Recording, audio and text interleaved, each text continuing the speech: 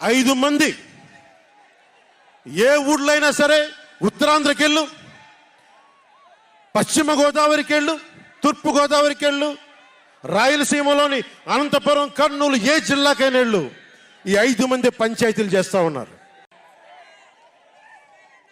జగన్కి సంబంధించినంత వరకు పవన్ కళ్యాణ్ అంటే 3 పెళ్లిళ్ళు 2 విడాకులు. అతని దృష్టిలో 4 పెళ్లిళ్ళు అంటాడు. మరి 4వ పెళ్ళం ఎవరో తెలియదు, జగన్ ఏమో నాకు తెలియదు. మరి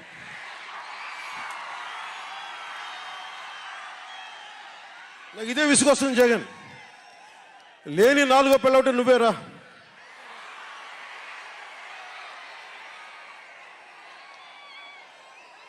నేను ఎప్పుడైనా సరే భారతి గారికి కూడా చెప్తున్నాను, మేడం భారతి గారు, మీరు మీ ఊహించుకోండి, మేము ఎప్పుడన్నా సరే మిమ్మల్ని చాలా గౌరవంగా భారతి గారు, మేడం భారతి గారు అంటాం. మీ ఆయన ఇంత నీచంగా ప్రవర్తించినా కానీ, చంద్రబాబు గారి సతీమణి కానీ, నియోజకవర్గంలో ప్రతి ఒక్కరిని ఇబ్బంది చేసినా కానీ, నా ఇంటి సతీమణి అన్నా కానీ పెళ్ళాలను సంబోధిస్తాడు. ఆ మాట మిమ్మల్ని అంటే ఎలా ఉంటుంది భారతి గారు? ఆలోచించండి ఒకసారి. నాకు తెలుగు వచ్చు, నేను పెద్ద ఇంగ్లీష్ మీడియం చదువుకున్న వ్యక్తిని కాదు, నాకు చాలా భాష వచ్చు, కానీ సంస్కారంగా ఉండదని మాట్లాడినంతే. జగన్, నీకు సంబంధించినంత వరకు నేను 3 పెళ్లిళ్ళు 2 విడాకులు. పవన్ కళ్యాణ్ అంటే జగన్ చెప్తున్నా విను, పవన్ కళ్యాణ్ అంటే ఆంధ్రప్రదేశ్ ప్రజల భవిష్యత్తు. పవన్ కళ్యాణ్ అంటే ఈ దేశపు యువత కాలంలో, పవన్ కళ్యాణ్ అంటే కన్నీళ్లు తుడిచే చెయ్య, పవన్ కళ్యాణ్ అంటే అర్ధరాత్రి పరిగెత్తుకుంటా వచ్చి ప్రాణాపాయంలో ఉన్న 108 అంబులెన్స్, పవన్ కళ్యాణ్ అంటే ఆడబిడ్డలకి రక్షణగా ఉండి చేతికి కట్టే రాఖీ, పవన్ కళ్యాణ్ అంటే పెద్దోళ్ల భుజం మీద ఉన్న కండువ. దత్తపుత్రుడు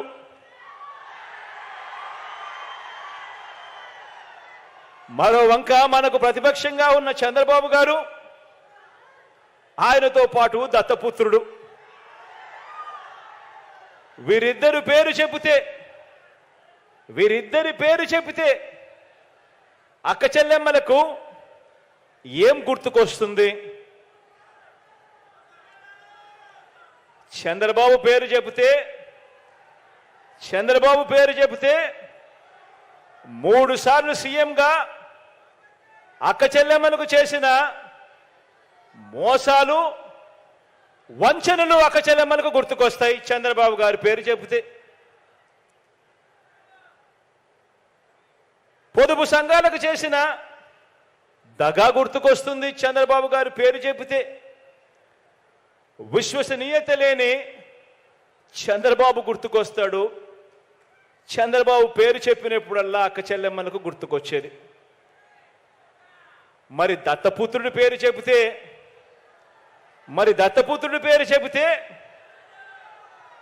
వివాహ వ్యవస్థకే ఓ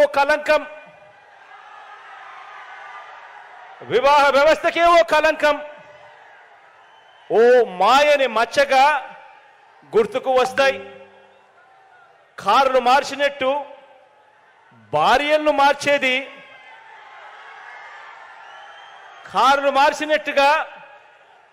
భార్యలను మార్చేది ఈ విలువలు లేని ఈ దత్తపుత్రుడే అని గుర్తుకొస్తుంది. ఈ దత్తపుత్రుడిని పేరు చెప్పినప్పుడు, విలువలు లేని మనిషిని చూసినప్పుడు.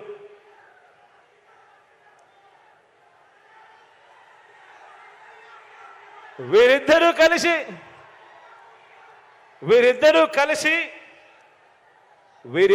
కలిసి ఇంటింటికి పంచిన వీరిద్దరి ఫోటోలతో కలిపి సంతకాలు చేసి మేనిఫెస్టో అని చెప్పి 2014లో అక్క చెల్లెమ్మలకు మేనిఫెస్టోలో వీరిద్దరూ కలిసి ఏం వాగ్దానాలు ఇచ్చారో ఒక్కసారి గుర్తుకు చేసుకుందామా? 2014లో వీళ్ళిద్దరూ కలిసి మేనిఫెస్టోని రిలీజ్ చేసి సంతకాలు పెట్టి అక్క చెల్లెమ్మలకు విషయంలో వీరిద్దరూ వాళ్ళ 2014 మేనిఫెస్టోలో ఏం వాగ్దానాలు ఇచ్చారో ఒక్కసారి గుర్తుకు చేసుకుందాం. ఇప్పుడు ఆపరేషన్ లేకుండానే మోకాళ్లకు ప్లాస్మా ట్రీట్మెంట్. మీ ఆర్థోపెటిక్ సమస్యలన్నిటికీ రోబోటిక్ టెక్నాలజీ ద్వారా తక్కువ ఖర్చుతో శాశ్వత పరిష్కారం. Free consultation. ప్రతి ట్రీట్మెంట్ పై 20% డిస్కౌంట్. ఈ ఆఫర్ కొద్ది రోజులు మాత్రమే. త్వరపడండి. V9 hospitals 9281465842.